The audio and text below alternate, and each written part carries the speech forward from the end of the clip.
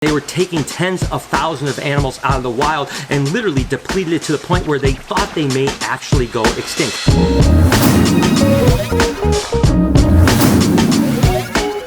Good morning everybody and welcome to the vlog. Today we're going to learn a little bit about alligators because, you know, my guy RJ here is one of the most amazing animals that I work with. Just take a look at this beastie here. You know, he's almost 8 years old and I've had him since he's an absolute little pup, just a couple weeks old. Now, American alligators are some of the most incredible animals on the planet, in my opinion. As a matter of fact, I'm heading down to Gatorland here in just a few days and we are going to have an absolute blast with a bunch of alligators. These guys truly are prehistoric animals. I mean, we're talking about these things have been around for over 200 million years. That's right, 200 million years. And like I mentioned, I've had RJ for about 8 years now, and everyone knows that he's actually missing an arm up here. His right front arm is actually missing, and that's actually because when he was a baby, it got bitten off by another alligator. And they are so amazing with their healing powers. I mean, within a week or two, you could hardly tell that it was even bitten off. And a lot of science is being done right now on their healing powers and the fact that they don't get sick and so on like that. Now, a male alligator like RJ here is going to eventually get 8 to 12 foot, and a really huge male is going to get up to 1,000 pounds. I don't know that RJ's ever going to get like that, but I tell you what, he's got a long way to go, and even though he's heavy and I'm enjoying holding him right now, eventually I'm not going to be able to hold this guy. That's why it's so important for him to stay calm and to stay tame. And you can see those little teethies right there. That's one of the things that really separates them from crocodiles, is that when the mouth closes, you don't see the exposed teeth, whereas with crocodiles, you'll see them interlaced and they have those huge big teeth. They'll have about 80 of those little chompers, and they actually chip off and actually regrow. Through the course of the life, RJ may go through as many as 3,000 teeth. That's right, 3,000 teeth within a year. They're absolutely incredible, and everyone knows that they have an incredible bite force, but you can see RJ is absolutely tame. I love him to death. Now, females actually stay quite a bit smaller. They typically don't get much more than 8 foot, but again, a big bull male like RJ here is going to get pretty large. What an incredible animal, and the fact that we have a relationship like this is really important. I work with him constantly, and people think sometimes that alligators and crocodilians as a whole aren't that smart, but I disagree with them. I think they're one of the smartest reptiles out there. And I've always told you guys how incredibly important RJ is. I've mentioned it before, definitely in the top 2 or 3 most special animals to me. I love that animal so much, and I realize that he's going to get really, really large, so I have to continue to keep him habituated and absolutely tame. And speaking of absolutely tame, my girl Salt here acts just like RJ did when he was a little baby. And I've mentioned this before, that I really do believe that their temperament as babies is going to dictate what they could be as an adult. So when you have a little bit of a rambunctious baby, oftentimes you can get them tame, but you can never really trust them like I trust RJ. And let me just say for the record, I trust RJ a tremendous amount, but that doesn't mean that I don't realize he's an alligator. So I'm never going to hand him to someone and just hope for the best. I'm always going to keep an eye on all of his temperaments and all of his actions. And because I've worked with him for so long, so many tens of thousands of hours, I know everything he's doing before he's doing. I can see how he tenses up. I can see how he moves. So I don't want you guys to think that I'm reckless with holding RJ, because trust me, I know that animal really well, but I realize he still is an alligator. Regardless, Salt is even more docile than RJ is. And some people say it's probably because maybe they don't have as good an eyesight because of the albinism. Sometimes they're a little bit more docile, which absolutely could be the case. But look at Salt right now and how big she's getting. She is just doing so well. And interestingly enough, the story behind the albinos really started from a place down in Louisiana. They used to collect eggs from particular nests that were in the wild. And apparently there was this one spot where every year they would collect a nest. They didn't know exactly which female it was from because there might have been multiple nests in the area, but each year they would hatch out albinos from that nest. And they started selling to St. Augustine's Gator Farm, and I believe they had an exclusive there, but then they kind of started to get out. Well, Hurricane Andrew actually came through and basically must have displaced that pair of heterozygous animals that were producing albinos, and from that day on there was never another albino that was found in the wild. But thankfully there was a bunch of people, including Greg Graziani, the guy that I got both Salt and Pepper from, that actually have been working with albinos in captivity along with tons of other zoos, and now are producing a small number of them each year. That's where I ended up getting Salt, and I couldn't be happier. I feel like I've mentioned this a bunch of times recently, but I am so excited about colubrids coming out of hibernation as well as geckos. As soon as I get back from this Florida trip, which by the way, tomorrow is my last day here. Tomorrow afternoon I head to Florida, and I'm actually driving down. I'm not flying down, so I can stop maybe at a couple places on the way. I just want some really kind of fresh new content for you guys on the vlog. I realize that these months are kind of like the doldrums, if you get my drift. We're not really breeding snakes, we're not hatching snakes and so on like that. So we are about to really ramp it up over here. Again, we'll have about a week on the road where I do a bunch of really cool stuff. Hopefully you guys will really enjoy it. We'll continue to check back here with Laura and the crew and so on like that. And then as soon as I get back, it is on. The breeding season officially starts with colubrids, leopard geckos, ball pythons, and all that stuff are already breeding. We are not far off, and we'll be cutting some eggs before you guys know it, and we can all look forward to a bunch of beautiful little baby snakes. And oh my gosh, my baby Salt and Pepper are growing up so quick. Look at Pepper. Oh my gosh. Now, we really believe that there's a good chance that both Salt and Pepper are females, and the reason I say that is alligators are what they call TSD, which is temperature sex determinant, which means if you incubate eggs at a certain temperature, you have a higher chance of being either a male or a female, and somewhere in the middle you get both males and female. Greg Graziani told me he incubated these guys at a certain temperature where he feels pretty confident that they are females, but we really won't know until they're about a year and a half old, where we can actually sex them out. In the meantime, we just assume they're both females. And just like Salt being a pretty rare animal, I told you the story behind the albinos, and they're not being produced in the wild, but there's a handful of them being produced in captivity now. I mean, I don't know, I would guess that there's maybe 50 or 60 albinos, somewhere in that range, right? Well, believe it or not, Pepper right here is even more rare than that. I don't think that there's even 20 melanistic animals. And again, for you guys that don't understand genetics, it's exactly opposite of albino. Albinos are actually what they would call amelanistic, because the melanin, like Pepper here, is the black pigment. And albinos are lacking the black pigment, calling them albinos. But in reality, it's really an amelanistic animal. Well, Pepper is actually a melanistic animal, meaning that it has an abundance of melanin, causing that jet black animal, but both are recessive mutations. Remember about a week ago we pulled the gargoyle geckos off display on the other side for breeding? Well, Jessica actually pulled these ones off today, right? Yep. Elvira and Bloody Mary are in their breeding tubs now. All right, so we are replacing them with some pretty special animals. Oh my gosh.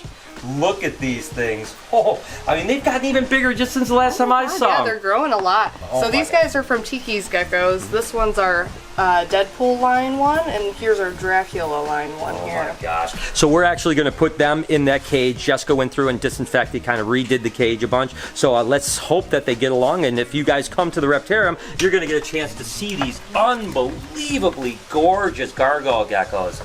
Oh my gosh, look at these things. Oh my gosh. Holy moly. There we go, guys. Oh, they look so gorgeous in there. That is ridiculous. Man, Jessica, those are awesome. I know, I can't wait until they're breeding size. There it is, one more change up of displays here. So it's awesome, and I can't wait to see how these things grow and eventually produce babies. I've made mention before that alligators are extremely smart animals. Look at these guys right here. And you can actually target train them, clicker train them, and all that type of stuff. When we're at Gatorland, I'll probably show you that they even can come to their actual names, which is pretty cool. Of course, here we just got them clicker trained for food, so as soon as I click, they start coming.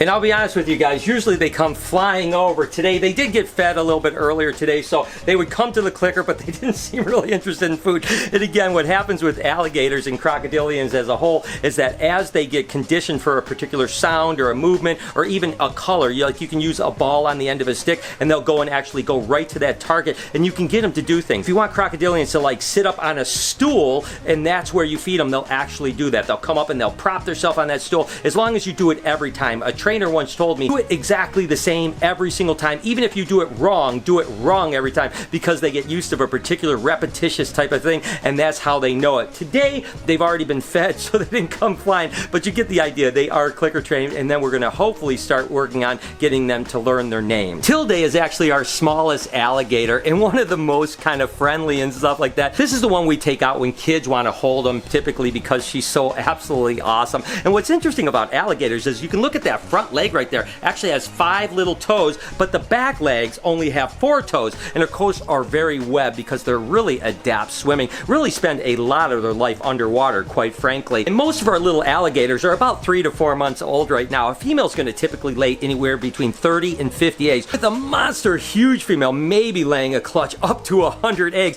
And for you guys that don't know, they'll actually build a mound, basically like a den, in order to lay their eggs, and then they become very protective of that den. So if you try to get near it before she lays, oftentimes you got to be really careful, especially around some crocodilians. And of course, you guys have heard these guys chirp before. They'll live in the same area as their parents for up to about 2 to 3 years, and when they're little guys like this, the mom will actually look after them. So when they get that little teeny chirp, that's when she's going to come over and protect the babies. I mean, that's pretty cool that they have maternal instincts. Crocodilians are unbelievable, and I've been working with them for the last, I don't know, 10 plus years, and been around them for probably the last 25 years, and I'm always in awe of how amazing they are on all rights. Honestly, as much as I love snakes, crocodilians may be one of my favorite reptiles. I want to take a quick break because you have to see this. Someone actually sent me this artwork, the art of Bianca from Orlando, Florida, and oh my gosh, these things are so crazy. Just take a look at this. I mean, I absolutely love these.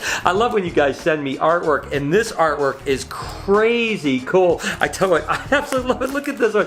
This is so awesome. Oh my God, I cannot thank you. Look at these little axolotls. Oh my God, these are so cool. I just had to take a break and show you guys. I love when you guys send me things. I love your art. I love just everything. As a matter of fact, we got some more candy and snacks from Israel that we're gonna do over on Noah's channel. But actually, Noah's heading to London, Ireland, and Scotland here this week. So I'll be gone in Florida. Noah will be over in Europe. And then when we all get back here in about a week or so, we'll do that candy thing over on Noah's channel. But thank you for the artwork. As always, the P.O. box is the link in the description, you guys, if you have anything to send me. I just love you guys so much. This is awesome. Let's talk conservation and all about alligators. And this really goes to a number of crocodilians as well. Believe it or not, in 1967, these guys were put on the Endangered Species Act as threatened. And in the 70s, they were almost extinct. That's right, alligators were almost extinct. And why they were extinct is people were poaching them for the meat and for the skin. And they were taking tens of thousands of animals out of the wild and literally depleted it to the point where they thought they may actually go extinct. Think about that, guys. 200 plus million years on this planet, and they almost went extinct in the 1970s. Well, then this huge conservation effort happened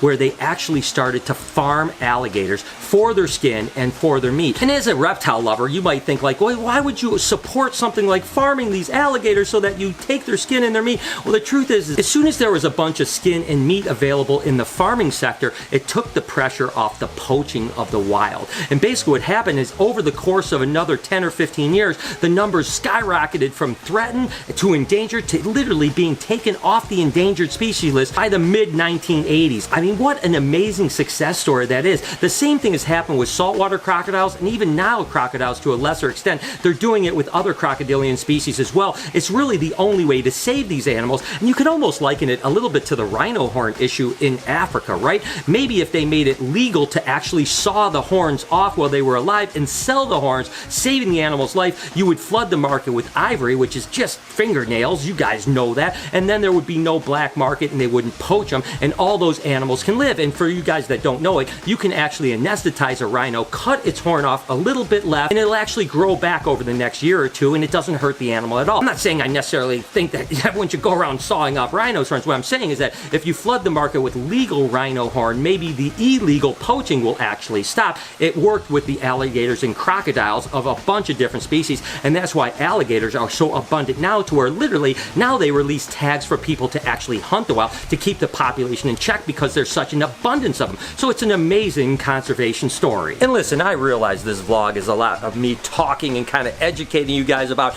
alligators and crocodiles. The truth is that I sometimes like doing it. Let me know in the comments if you guys are okay. I apologize about my rambling, but it's a thing that I'm very passionate about. As a matter of fact, Tom Crutchfield once said that conservation through capitalization. That kind of goes back to what I was saying about the rhino horn, certainly the crocodile skins and stuff like that. As soon as you make something worth money for people to keep alive, then they don't do things that make them go endangered and eventually extinct. You get my drift. So if you can somehow make living rhinos worth more than killing rhinos, the rhino population would probably rebound. That's what what they did with alligators. They did the exact same thing with sharks in South Africa. Great white sharks were basically almost being hunted into extinction way back 50 years ago off the coast of South Africa. But then ecotourism came in. Now it's like $100 million a year industry for actually shark diving. So people actually go in a cage and see the sharks, and they make way more money off of the sharks being alive and coming and actually people seeing them than killing them for whatever they were using them for. So again, I like the term conservation through capitalization because that in history seems to work. And I tell you what, guys, with all that said, I think I'm going to go ahead and end the vlog here, and I hope that you guys enjoyed